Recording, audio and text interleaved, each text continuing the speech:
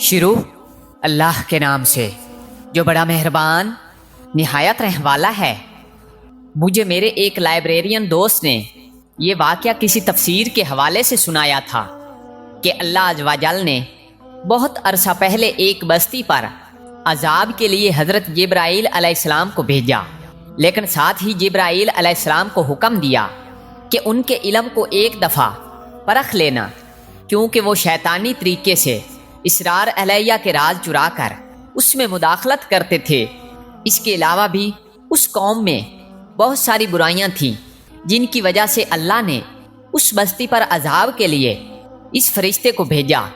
یہاں ایک بات واضح کر دوں کہ حضرت عیسیٰ علیہ السلام کی پیدائش سے پہلے جنات ساتوں آسمان تک چڑھ جاتے تھے۔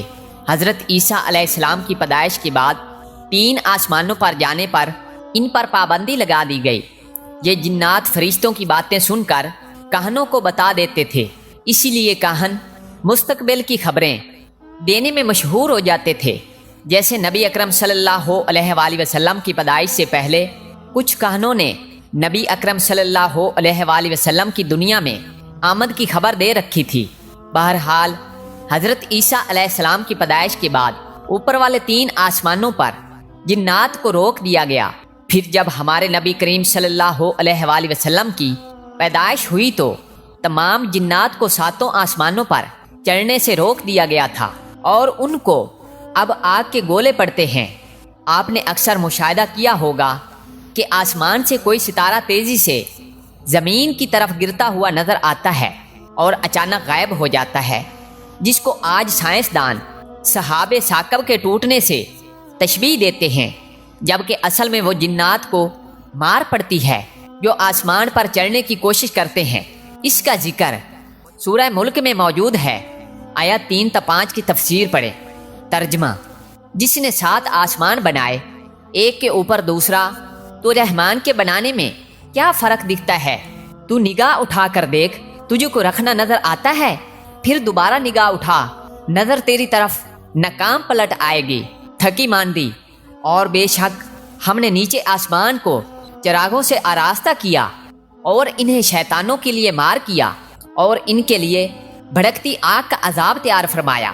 تو اس قدیم قوم کی برائیوں میں سے سب سے بڑی برائی ان کی یہ تھی کہ وہ شیطانی علوم سے شرک و کفر کے ذریعے اسرار الہی میں مداخلت کرتے تھے اور اللہ نے ان کو ڈھیل دے رکھی تھی۔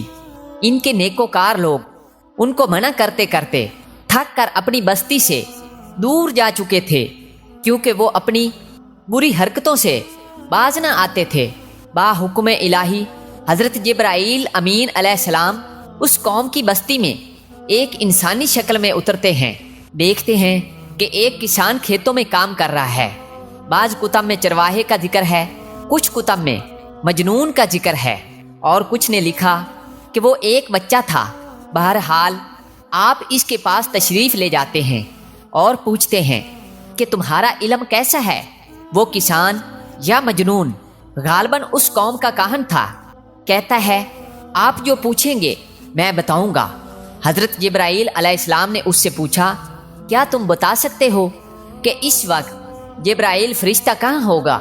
تو اس کاہن نے زمین پر ہی ایک زانچہ بنایا اور تھوڑی دیر بعد کچھ حساب کتاب کرنے کے بعد چاروں اطراف میں نظر گھمائی، پھر اوپر اور نیچے دیکھا اور کہنے لگا میں نے یا میرے موکلین نے آسمانوں پر اور زمین کی تہہ میں بھی دیکھا اور مشرق مغرب کے بعد شمال جنوب میں بھی دیکھا، مجھے وہ کہیں نظر نہیں آئے، تو اب صرف میں اور تم ہی رہ گئے ہیں، تو یا میں جبرائیل ہوں یا تم جبرائیل ہو۔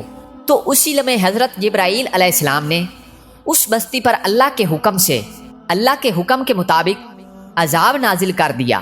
نوٹ: اسی پر آپ کالے علم کے عاملین کو قیاس کر سکتے ہیں کہ یہ کس قدر گناہ کا کام ہے کہ ایک پوری بستی ہی صفحہ ہستی سے مٹا دی گئی۔